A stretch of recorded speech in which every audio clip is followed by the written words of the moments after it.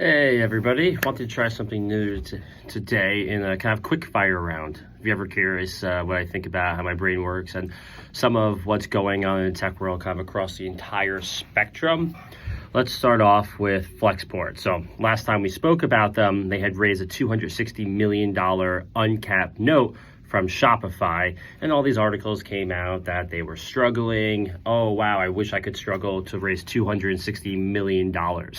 It's definitely a weird type of investment, and now the information is reporting that it is a rumor that they're going to lay off 20% of the company, which they've already done previously. They've done a 10% and a 20%, so at this point, it seems like almost 40 to 50%, you can't just easily add up 10, 20, 20, have been laid off from the company, and so this is difficult. We're going to see a lot more of this, and my assumption is that Shopify kind of knew this as well. If they didn't and they invested $260 million without any influence over maybe revenue, layoffs, cost, that is a whole separate issue that I guess they will deal with as public companies, as founders, and as multi-billion-dollar valued startups.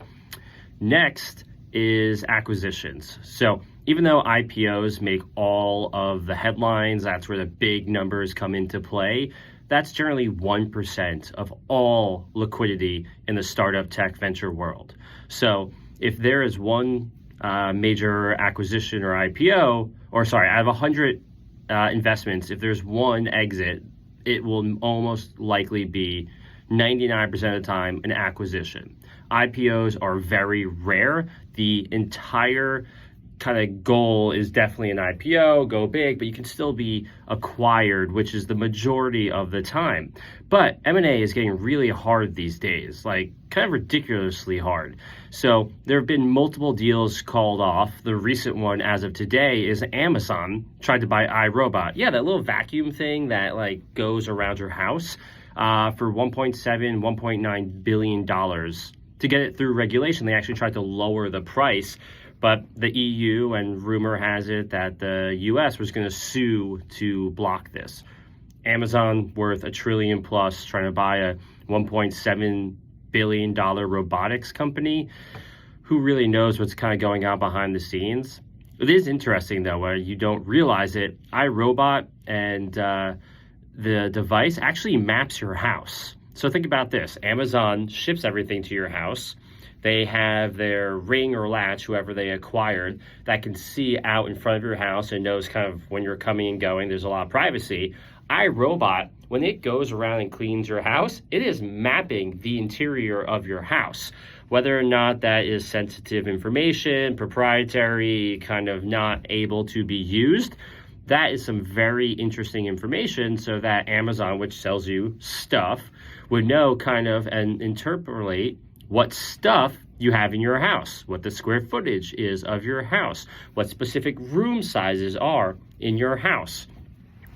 I don't know if they got that deep in terms of why they blocked it, but definitely an odd one. And then sadly, when they announced it today that it was being blocked or they weren't pursuing it, they fired 30% of the company and the CEO stepped down. So it is going to be tough sledding out there for M&As. And if there are no M&As, regardless of the IPO window opening, which we'll discuss after this, if you can't acquire companies, no one's going to make money. That is going to be a huge issue moving forwards. Whether you kind of price yourself out, once you get into the $5, $10, $15 billion valuations, only a handful of companies can and will acquire you. Whether they take on debt, they have cash, they will give you stock. You basically price yourself out of 99% of options. That's what we want in terms of size of exit, those massive numbers. But if you're getting in early, which a lot of people are trying to do now, a $1 to $5 billion exit isn't so bad, especially at an M&A level. So Microsoft acquired Blizzard for $69 billion. How that got through and what the major differences are, I don't know. Figma was blocked when Adobe tried to get them for $20 billion. Recently, they just paid a $1 billion breakup fee. Plaid from years ago, I think it was Visa that tried to acquire them for like $5, $7, $8, $9 billion. That didn't get through. Wealthfront also got denied. And Jiffy, my favorite. I love GIFs, GIFs, whatever you want to call them. Facebook tried to buy them for like $500 million, which is like nothing to them. They're back up to $1 trillion now. They had to divest it. It's kind of ridiculous. But that's, yes, my opinion that we're investing in companies for liquidity and exits. And if you can't exit, that really hurts the game. Yes, we're investing now for an exit in 5 to 10 years. So the current environment definitely is short-termism versus long-term. Maybe things will change. But these big tech companies are only getting bigger and stronger. And if they don't have to acquire companies, that really changes the game. And now speaking of these companies, Reddit. I'm a Reddit major kind of user. Every so often I'll use it. I love Twitter. I think that's pretty obvious. Reddit definitely has some deep information that you got to mine and will generally get news and information before it becomes public. Great resource for that. They were last valued in 2021 at $10 billion. What their revenue is, it's rumored to be like 400 to 800 million. It's a big range. Don't know what their losses are, their margins, what their growth is. But it was a rumor last year that they were planning to IPO at 15 billion, which would have been amazing. Now, apparently they're being told to go out at 5 billion, which fine. It's a down round IPO from the last one. The last one was definitely ambitious and very high. But I also think from a PR marketing perspective, it's genius to some extent. Hey, it's a down round. We're being humble. We're going a 50% discount, so we're not dumping it on retail. But the other side is to spin it when there is so much pent-up demand because there are no IPOs. Whatever the range is, if it's like $10 to $15, the price per share that they sell shares to the public, so that like you buy a stock at $100, they'll go out at 10 to 15, and that's how they raise capital prior to the IPO when it starts trading.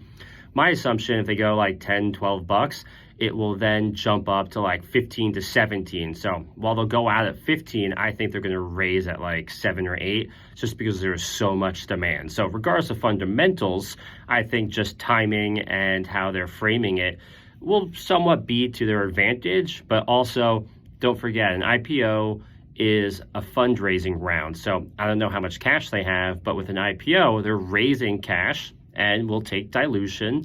But this will give a lot of liquidity depending on when you invested to employees and investors. So it's only good to have IPOs, and everyone will proverbially kind of test the waters. But assuming this goes well, Discord and the other 1,000 unicorns out there, though most won't, will consider and go down the IPO path. And now speaking of not down rounds, but selling of assets, Lightspeed, top VC, top tier. The last fund they raised was $7 billion. And it just came out that they're trying to sell off $1 billion of their assets, whether it's that fund or another fund. Their LP is invested, and they've been waiting a long time for liquidity. And right now, things are just taking longer and longer because there's no M&A and there's no IPO. So secondary funds are popular. You can buy out early employees, early investors, sometimes GP stakes in a fund, other LPs. If you want to sell and there's a willing buyer, then that's really interesting. But I need to get more details on this, that Lightspeed is raising a fund to buy out LPs in their other fund at a discount. So it's giving liquidity, DPI, to their current investors who have been holding for a long time, multiple years, depending on if it's early stage or late stage. And new investors are buying these older shares at a discount because they're new. They can wait 3 to 5 years. They have a different time horizon.